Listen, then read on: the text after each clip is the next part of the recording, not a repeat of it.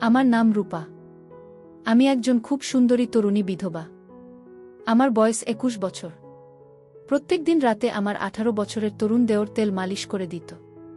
তারপর একদিন আমার পায়ে তেল মালিশ করতে করতে দেওর আমার সঙ্গে যা করেছিল সেটা শুনলে আপনারা মজা পাবেন। আমার বয়স যখন ১৮ বছর তখন আমার বাবা মা আমাকে বিয়ে দিয়েছিল। তারপর আমার বিয়ের কয়েক বছর পরেই তো বর মারা যায়। বরের মারা যাওয়ার পরে দেওর আমার সঙ্গে থাকত। আসলে আমার যখন ২০ বছর বয়স তখন আমার বরের বয়স ৪০ বছর। আমার বিয়ে একজন বয়স্ক মানুষের সঙ্গে হয়েছিল। আমার বর আমার চাইতে বয়সে অনেক বড় ছিল। আমি যেহেতু গরিব পরিবারের ছিলাম, তাই আমার বাবা মা ভেবেছিল আমার বরের বয়স অনেক বেশি হলেও সে অনেক সম্পত্তির মালিক ছিল। তাই আমার বাবা মা আমার বরের বয়স দেখে নয়, তার টাকা পয়সা ও সম্পত্তি দেখে আমাকে তার সঙ্গে বিয়ে দিয়েছিল। কিন্তু বিয়ের পর বরের সঙ্গে কয়েক বছর থাকার পরেই তো আমার বর একদিন হঠাৎ করে মারা যায়। এবং আমার বরের মৃত্যুর কারণটা ছিল তার লিভার সম্পূর্ণভাবে নষ্ট হওয়া। কারণ আমার বর অনেক দামি দামি মদ খাওয়ার শখ ছিল। এমনকি সে তার বন্ধু বান্ধবদের সঙ্গে নিয়ে বাড়ির বাইরে সারা রাত জেগে আমোদ ফুর্তি করত। আমি তো বাড়িতে সারাদিন থেকে নিজের কর্তব্য পালন করতাম। অনেক সময় মনে হতো আমার বরের যখন আমার প্রতি কোনো সহনশীলতা বা চাহিদা নেই, তাহলে কেন আমাকে বিয়ে করেছিল? আসলে বিয়ের পরে বর কোনোদিন ভালোবেসে আমার সঙ্গে দুটো কথাও বলেনি। বিয়ের প্রথম দিনই তো সে আমাকে একটাই কথা বলেছিল যে, দেখো রূপা, তোমার যত টাকার প্রয়োজন হবে তুমি আলমারির ভেতর থেকে নিয়ে নেবে। এবং তোমার বাইরে থেকে কোনো জিনিসের প্রয়োজন হলে আমাদের বাড়ির চাকর রামুকে আনতে বলবে। কিন্তু তুমি নিজে বাড়ির বাইরে যাবে না।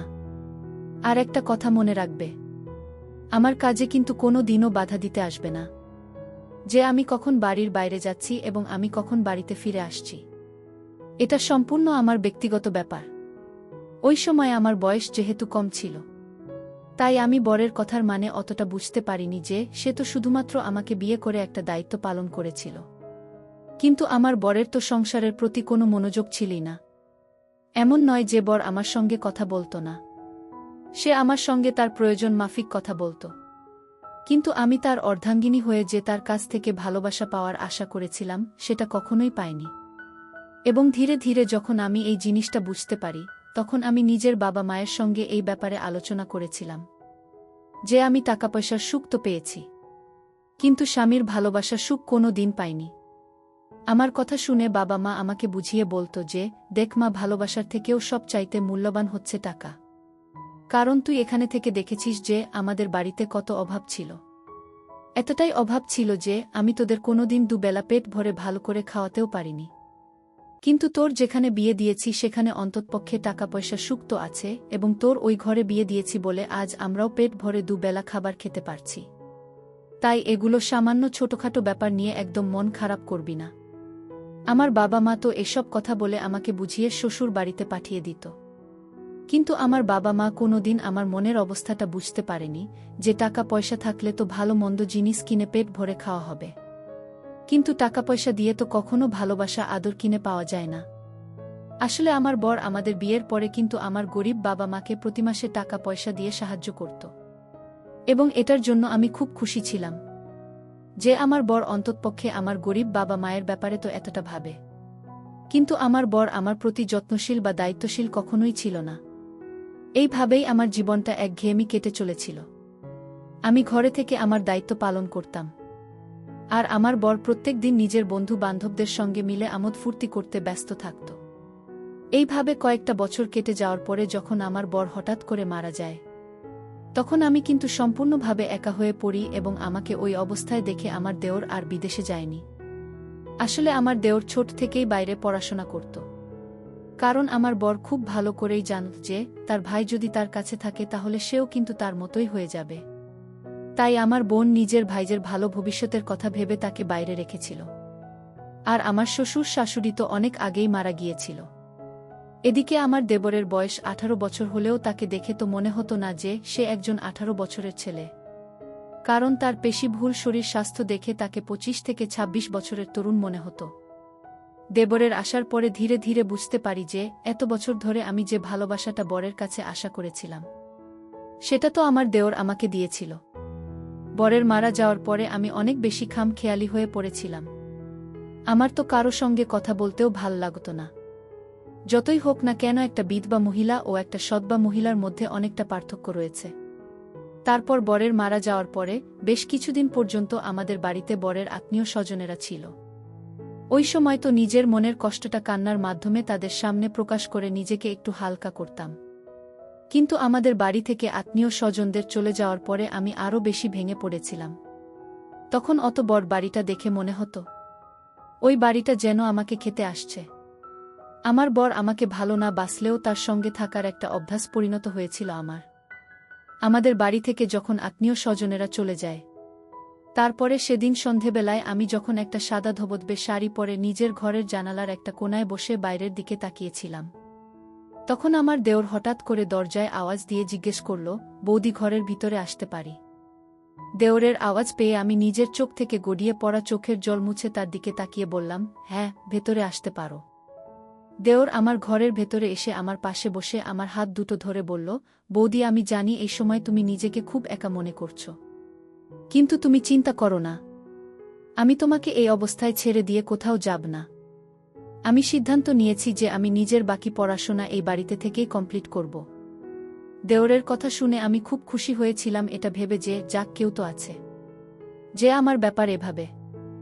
এমনকি প্রত্যেক দিন সকালে আমার ঘুম থেকে ওঠার আগেই দেবর আমার ঘরে আসত আমাকে দেখার জন্য যে আমি ঠিক আছি কিনা। এমনকি সে মাঝে মধ্যে আমার জন্য সকাল সকাল চা করেও নিয়ে আসত। এমনকি সে যখন ফ্রি থাকত তখন আমার সঙ্গে বসে ঘন্টার পর ঘন্টা গল্প করত ও মজার মজার কথা বলে আমাকে হাসানোর চেষ্টা করত।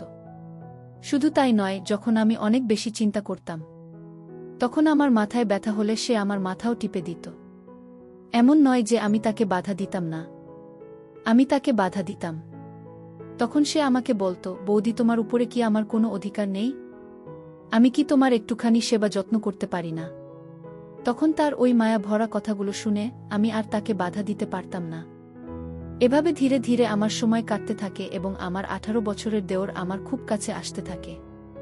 একটা পর্যায়ে এসে আমি যখন খুব ভালোভাবে বুঝতে পারি যে আমার দেওর তো আমার প্রতি খুবই যত্নশীল, তখন কিন্তু আমার ভেতর থেকে ভীষণ ভাল লাগত। কারণ আমি তো এক সময় ভালোবাসাগুলি বরের কাছে পাওয়ার আশা করেছিলাম। এইভাবে ধীরে ধীরে দেওরের সঙ্গে যতই দিন কাটছিল ততই আমি তাকে মনে মনে পছন্দ করতে শুরু করেছিলাম। এবং একটা পর্যায়ে আমার মনটা যে এইভাবে ভেঙে যাবে সেটা আমি কিন্তু কল্পনাও করতে পারিনি। আসলে দোষটা তো আমারই ছিল। আমি একটি বারও এটা ভেবে দেখিনি যে দেওর তো আমার চাইতে বয়সে ছোট ছিল, কিন্তু আমি তো তার থেকে বড় ছিলাম। তাহলে আমি কি করে এত বড় ভুল কাজ করতে পেরেছিলাম? দেওরের আমার প্রতি ভালোবাসা, শ্রদ্ধা ও যত্ন, এটা কি অন্যরকম ভালোবাসা ছিল, নাকি সে আমাকে সত্যিই তার দাদার বিধবা মনে করে আমার খেয়াল রাখত? আমি তো সেটাই বুঝতে পারিনি। দেওর যখন আমার খাওয়া দাওয়া থেকে শুরু করে আমার শরীরের খেয়াল রাখা পর্যন্ত যত্ন করত, তখন তো আমি তাকে অন্যরকম ভাবে দেখতে শুরু করেছিলাম এবং তার প্রতি আমার মনের আশা আরও বেশি বাড়তে থাকে। বরের মারা যাওয়ার পরে দুশ্চিন্তার কারণে আমাকে প্রত্যেক দিন ওষুধ খেতে হতো এবং সে ওষুধটাও আমার দেওর আমাকে হাতে ধরে খাইয়ে দিত। আর প্রতিটা মুহূর্তে আমাকে বলতো, বৌদি, তুমি নিজের শরীরের খেয়াল রাখো। তুমি যদি ঠিকঠাকভাবে খাওয়া দাওয়া না করবে তাহলে তো তোমার শরীরটা আরও বেশি ভেঙে পড়বে। এবং দাদাকে তো আমি হারিয়ে ফেলেছি, তাই আমি তোমাকে কোনোমতে হারাতে চাই না। দেওরের মুখ থেকে এত ভালো ভালো কথা শুনে আমি তো তাকে অন্য কিছুই ভাবতে শুরু করেছিলাম এবং ধীরে ধীরে ওকে দেখে আমার মনের মধ্যে যে অনুভূতিটা হতো সেটা তো ভালোবাসার দিকে গড়িয়ে যাচ্ছিল। ধীরে ধীরে আমি তাকে ভালোবাসতে শুরু করেছিলাম। এমনকি এইভাবে প্রায় 2-3 মাস কেটে যাওয়ার পরে আমি নিজেকে আমার 18 বছরের দেওরের জন্য আবার নতুন করে সাজাতে শুরু করেছিলাম। আসলে আমার বর তো আগে কোনোদিন আমার প্রতি এতটা ভালোবাসা ও যত্ন শ্রদ্ধা দেখায়নি। তাই দেওরের কাছে এত বেশি যত্ন পেয়ে আমি তাকে মনে মনে অনেক বেশি ভালোবাসতে শুরু করে দিয়েছিলাম। এবং ধীরে ধীরে আমার সঙ্গে এমন পরিস্থিতি হয়ে দাঁড়িয়েছিল যে আমার 18 বছরের দেওর আমার সামনে এলেই আমার ভীষণ লজ্জা লাগত। এমনকি আমি তাকে নিজের দিকে আকর্ষিত করার জন্য অনেক সেজেগুজে তৈরি হয়ে থাকতাম এবং আমি সেজেগুজে থাকলে সে আমাকে বলতো, বৌদি, তুমি এভাবে সেজেগুজে হাসি খুশি থাকবে, আমি তোমাকে সবসময় হাসি খুশি দেখতে চাই। কিন্তু সে তো জানতেই পারেনি যে আমি তো তাকে মনে মনে ভালোবেসে ফেলেছিলাম। এমনকি আমার 18 বছরের দেওরের আদর ও ভালোবাসা পাওয়ার জন্য আমি নিজেকে ভুল পথে নিয়ে যেতে শুরু করেছিলাম। তার কাছে আদর পাওয়ার জন্য আমি অনেক রকম চালাকি করতে শুরু করেছিলাম। সে আমার তো যত্ন করত, কিন্তু আদর নয়। আসলে দেওরের আমার প্রতি ভালোবাসা ও যত্নটাকে আমি ভুল বুঝতে শুরু করেছিলাম। তারপর সেদিন মনে মনে ভেবেই নিয়েছিলাম যে অনেক হয়েছে লুকোচুরি, এবার আমি তাকে সরাসরি বলব যে আমি তাকে কতটা ভালোবাসি এবং তাকেই বিয়ে করতে চাই। তারপর সেদিন আমার দেওর যখন বাড়ি ফিরে আসে, তখন আমি ইচ্ছে করে তাকে মিথ্যে কথা বলছিলাম যে আমার গায়ে হাতে অনেক বেশি ব্যথা করছে, তাই আমি বিছানা থেকে নামতেও পারছি না। আমি দেওরের আদর পাওয়ার জন্যই তার কাছে অসুস্থ সাজার নাটক করেছিলাম। তারপর আমি যখন দেওয়াকে বলেছিলাম যে আমার গায়ে হাতে অনেক ব্যথা করছে, তখন সে রান্নাঘরে গিয়ে এক বাটি সরিষার তেল গরম করে নিয়ে এসেছিল। তারপর ঘরে এসে আমাকে বলল, বৌদি তুমি আরাম করে বিছানায় শুয়ে থাকো, আমি তোমার পায়ে তেল মালিশ করে দিচ্ছি, তাহলে দেখবে তোমার পায়ের ব্যথা ভালো হয়ে গেছে। আমি তো মনে মনে খুব খুশি ছিলাম এটা ভেবে যে দেওর যখন আমাকে তেল মালিশ করবে, তখন সে নিশ্চয়ই আমার দিকে আকর্ষিত হবে এবং আমি তাকে নিজের দিকে আকর্ষিত করার জন্যই তো আগে থেকে একটা লাল রঙের নাইটি পরে শুয়েছিলাম। দেওরকে দেখা মাত্রই আমি ন্যাকা কান্না কেঁদে বললাম, আমার ভীষণ গায়ে হাতে ব্যথা করছে, তুমি যদি একটুখানি তেল মালিশ করে দাও তাহলে আমি খুব আরাম পাব। তারপর দেওর আমার মিছে কষ্ট দেখে সে আমার পাশে বসে পায়ের কাপড়টা একটুখানি তুলে তেল মালিশ করতে লাগল। সে যখন আমার পায়ে হাত দিয়ে তেল মালিশ করছিল, তখন কিন্তু আমার ভীষণ আরাম লাগছিল এবং আমি মনে মনে অন্য কিছু অনুভব করছিলাম এবং ভেবে নিয়েছিলাম যে এবার আর বেশি দেরি না করে আমি নিজের মনের কথা দেওরকে বলে ফেলব। কিন্তু ঠিক ওই মুহূর্তে আমার পায়ের তলা থেকে যেন মাটিটায় সরে যায়, কারণ আমার 18 বছরের দেওর আমার পায়ে হাত দিয়ে যখন তেল মালিশ করছিল, তখন সে মুচকি হেসে আমার দিকে তাকাল এবং মাথা নিচু করে বলল, বৌদি আমি তোমাকে একটা কথা বলতে চাই। আমি অনেকদিন থেকেই ভাবছিলাম যে তোমাকে আমার মনের কথাটা বলবো। দেওরের কথা শুনে আমি ভীষণ উত্তেজিত ছিলাম এটা জানার জন্য যে আমার দেওর ও নিশ্চয়ই আমাকে ভালোবাসে। সেটা বলার জন্যই সে হয়তো আমার দিকে তাকিয়ে মুচকি হাসিছিল। ঠিক তখনই দেওর আমাকে বলল, বৌদি আমি তোমাকে যে কথাটা বলব সেটা শুনে তুমি রাগ করবে না তো? আমিও তখন দেওরের মুখের দিকে তাকিয়ে মুচকি হেসে বললাম, না না, রাগ করব না। তোমার যা বলার আছে তুমি মন খুলে বলতে পারো, আমি তোমার মনের কথা শোনার জন্যই বসে আছি। তারপর দেওর আমাকে বলল, বৌদি আমি সুপ্রিয়া নামের একটি মেয়েকে অনেক ভালোবাসে এবং তাকেই বিয়ে করতে চাই, এবং তোমার কাছে অনুমতি না পেলে আমি সুপ্রিয়াকে বিয়ে করতে পারব না তো? কারণ আমি তো তোমাকে নিজের মায়ের মতো মনে করি, তাই তো আমি তোমাকে এতটা ভালোবাসি এবং তোমার এত যত্ন করি। তাই আমার মায়ের সমতুল্য বৌদির অনুমতি না পাওয়া পর্যন্ত আমি আমার পছন্দের মেয়ের সঙ্গে বিয়ে করতে পারব না, কারণ আমি মন থেকে তোমার আশীর্বাদ পেতে চাই। দেওরের মুখ থেকে ওই কথাগুলো শোনার পরে আমার তো মাথা পুরো ঘুরে উঠেছিল। ওই সময় আমি তো কিছুক্ষণের জন্য একদম নিস্তব্ধ হয়ে গিয়েছিলাম। আমি তখন লজ্জায় কিছুই বুঝতে পারছিলাম না যে আমি আমার দেওরের সঙ্গে এবার কিভাবে চোখে চোখ মেলাব। আমার তো চোখ মুখ লাল হয়ে গেছিল, কারণ আমি তো স্বপ্নেও ভাবতে পারিনি যে দেওর তো আমাকে নিজের মায়ের মতো মনে করে আমার সেবা যত্ন করত। কিন্তু আমি তো তার ভালোবাসাকে অন্য কিছু ভেবেছিলাম। দেওরের কথা শুনে আমার চোখ দিয়ে জল গড়িয়ে পড়ছিল। আমার চোখে জল দেখে দেওর তাড়াতাড়ি আমার চোখের জল মুছে দিয়ে বলল, বৌদি তুমি কাঁদছ কেন? তুমি কি চাও না আমি সুপ্রিয়াকে বিয়ে করি? তোমার যদি আমার কোনো কথা খারাপ লেগে থাকে তাহলে আমাকে ক্ষমা করে দিও। আমি তখন দেওরের ঘাড়ে হাত দিয়ে মুচকি হেসে বললাম, আরে পাগল, আমি তো এই জন্য কাঁদছি যে আমার দেওর তো অনেক বড় হয়ে গেছে। তারপর তুমি যখন বিয়ে করে তোমার বুকে বাড়িতে নিয়ে আসবে, তখন হয়তো তুমি আর আমাকে এতটা ভালোবাসবে না বা আমার এতটা যত্ন করবে না। এই জন্যই হয়তো আমার চোখ দিয়ে জল বেরিয়ে আসছে। দেওর তখন আমার ডান হাতটা ধরে বলল, বৌদি এটা কখনোই হবে না, কারণ আমি তোমাকে আমার মায়ের দরজা দিয়েছি। কারণ ছোটবেলায় দেখেছিলাম আমার বাবা যখন মারা গিয়েছিল তখন কিন্তু আমার মা অনেক একা হয়ে গিয়েছিল, এবং আমার দাদা আমার মায়ের খুব খেয়াল রাখত, তার খুব যত্ন করত, এবং দাদার দেখেই তো আমি শিখেছি। আর আমার তো কেউ নেই বৌদি, একমাত্র তুমি ছাড়া, তাই তোমার কিছু হয়ে গেলে তো আমি সম্পূর্ণভাবে একা হয়ে যাব। তাই তোমাকে আমি কোনোদিন কষ্ট দেবে না।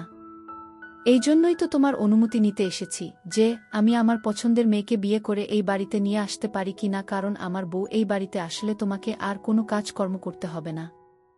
আমার বউ এই বাড়ির সমস্ত দায়িত্ব পালন করবে। তুমি এতদিন অনেক কষ্ট করেছ, তাই আমি বিয়ে করে নিয়ে এলে তোমার একাকিত্ব বোধটা কেটে যাবে। দেওরের এসব কথা শোনার পরে আমার নিজেকে ভীষণ লজ্জা লাগছিল। আমি যে ছেলেটার কাছে আদর ও ভালোবাসা পাওয়ার জন্য এত রকম চালাকি করেছিলাম, সে তো আমাকে নিজের মায়ের মতো মনে করত। সেদিন আমি নিজের ভুল বুঝতে পেরে নিজের মনে প্রতিজ্ঞা করেছিলাম যে আমি আর কখনো আমার 18 বছরের দেওরকে সেরকম নজরে দেখব না। তারপর আমার দেওরের কথা অনুযায়ী আমি খুশি খুশি তার পছন্দের মেয়ের সঙ্গে তার বিয়ে দিয়ে দিয়াকে এই বাড়িতে নিয়ে এসেছিলাম। এখন আমরা সবাই কিন্তু একসঙ্গে থাকি এবং আমি আমার দেওরকে ছেলের মতোই মনে করে তাকে ভালোবাসি। দেওরের আমার প্রতি ভালোবাসাটা যেহেতু মায়ের মতো ছিল, তাই আমি আর কোনোদিন তাকে আমার মনের কথা বলিনি। এবং আমি নিজেও খুবই লজ্জিত ছিলাম, কারণ আমি খুব ভালোভাবে বুঝতে পেরেছিলাম যে আমি যদি তাকে ভুল করেও নিজের মনের কথাটা বলে দিতাম, তাহলে দেওর তো আমাকে ছেড়ে চলে যেত এবং আমি এটা কখনোই চাইনি যে আমার ছেলের সমতুল্য দেওয়ার যে কিনা আমার এতটা খেয়াল রাখে, তাকে আমি কি করে হারিয়ে ফেলতাম। তাই আমি আর কোনো দিন ভুল করেও আমার মনের মধ্যে দেওরের প্রতি কোনো নোংরা চিন্তাধারা নিয়ে আসেনি। এবং সেদিনের পর থেকে আমরা সবাই এখন একসঙ্গে মিলেমিশে থাকি।